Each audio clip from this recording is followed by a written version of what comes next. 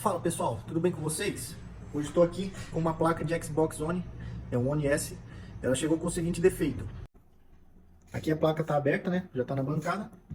E ela está com o famoso defeito do plim. Você aperta o botão, ela faz plim e desliga. Plim e desliga. E fica nesse looping infinito, né? Segundo o cliente começou com o videogame ligando e não dando imagem, foi até que o momento ele parou de vez, não funcionou.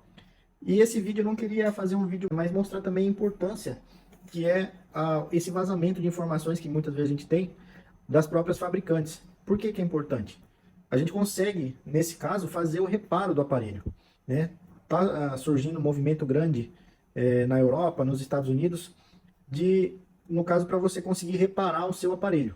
Então a gente tem visto aí um grande número de avanços tecnológicos, porém essa tecnologia, ela praticamente tem data limite, né? Ela vai funcionar até um tempo, depois ela fica ultrapassada e quando dá defeito você não consegue consertar. Então esse movimento que está surgindo é justamente para a gente conseguir fazer o reparo, ou em casa, ou nas assistências, né, dos nossos eletrônicos. Um videogame desse é muito caro. Aqui no Brasil ele é muito caro. Lá fora não é tão caro, mas muitas pessoas pegam um apreço pelo aparelho, até porque tem coisas que você não consegue comprar novamente. Por exemplo, um PlayStation 2 não fabrica mais. Então vai chegar um momento que vai ficar um console difícil de se encontrar, como é hoje o PlayStation 1, o Super Nintendo, o Mega Drive. São consoles que fabricou até uma época e depois parou de fabricar.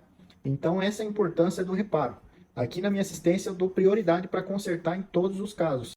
Eu tento fugir o máximo desse negócio de trocar placa, trocar um componente inteiro de um videogame. Isso fica muito difícil e muito caro. Então a gente deve estar sempre reparar para poder salvar o game, né? Depois feita a limpeza, da manutenção devida, você vai ter um aparelho aí funcionando novamente 100%.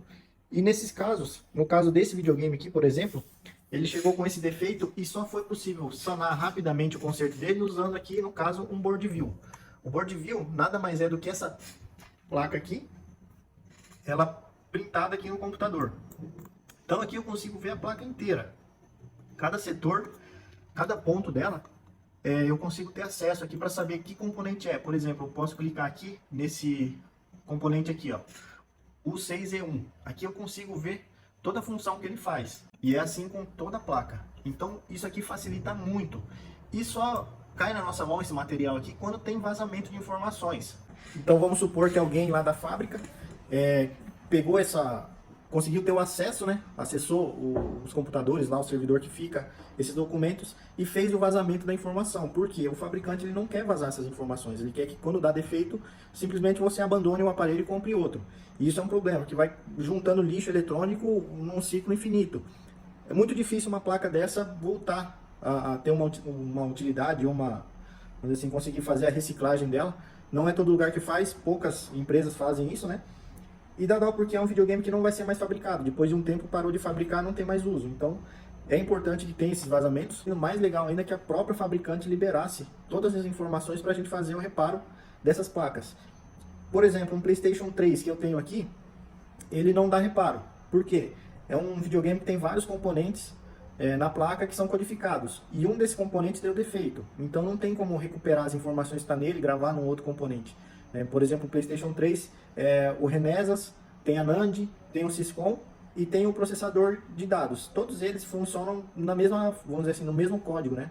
Então se um deles der defeito, perdeu o videogame, não tem muito o que fazer. Tem forma de recuperar se algum deles dá defeito, mas é muito difícil, é bem complicado mesmo. Então é um videogame que ali morreu a história dele. E isso acontece também nos Xbox Série, no PlayStation 5 também. No Série, por exemplo, se morrer a NAND dele, o aparelho morreu, não tem mais uso. Você vai ter que usar aquela placa, aquilo lá para peças, né?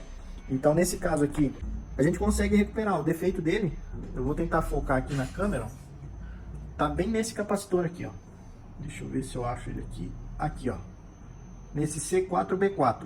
Como é que eu sei que o defeito está nele? Fazendo as medições na placa e olhando lá no board view, vendo qual que é a função dele e qual que é a voltagem que ele tem que trabalhar. Então, a partir dali eu consigo ver qual que é a voltagem que está chegando nele, ou se tem um curto. Eu tenho aqui para me auxiliar uma câmera térmica. Eu injeto tensão ali e ela vai aquecer a placa, né? E vai me mostrar aqui na câmera o componente que está aquecendo. Então dessa forma eu consigo fazer o reparo. Fica bem mais fácil e mais rápido ainda, né? O cliente não precisa esperar aí dias e dias fazendo análise, porque são milhares de componentes, né? Se você for parar num dia só para analisar cada capacitor desse, cada resistor, é muito demorado.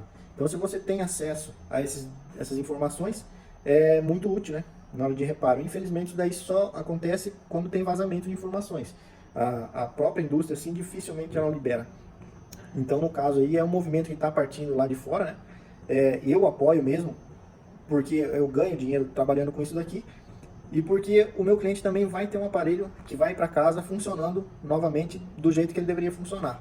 Não vai ser preciso, às vezes, descartar ou entregar um aparelho sem utilidade para o cliente, né? Então aí fica mais um vídeo aí de informação, né? Importante que a gente apoie o trabalho do pessoal que vaza esses dados aí. Tem vários fóruns que o pessoal publica e libera informações, mas é interessante também a gente forçar no momento que políticos, a classe política vê essa situação, né? Apoiar também, para que as empresas não segurem toda essa informação e façam o liberamento desse tipo de informação para a gente conseguir consertar os aparelhos, para não ficar estocado nas assistências ou ir mesmo para o lixo e acabar prejudicando aí o meio ambiente, né? Então é isso aí, esse aparelho aqui já foi encontrado defeito nele nesse setor. Agora vai ser feita a troca daquele componente, daquele capacitor, vamos deixar ele em teste. E após o teste a gente já passa o orçamento para o cliente, ele autorizando, a gente fecha o aparelho, faz a limpeza dele da carcaça também, troca a pasta térmica e já faz a entrega dele também, beleza? Então é isso aí, precisando de assistência, pode chamar a gente aí no PV. Valeu!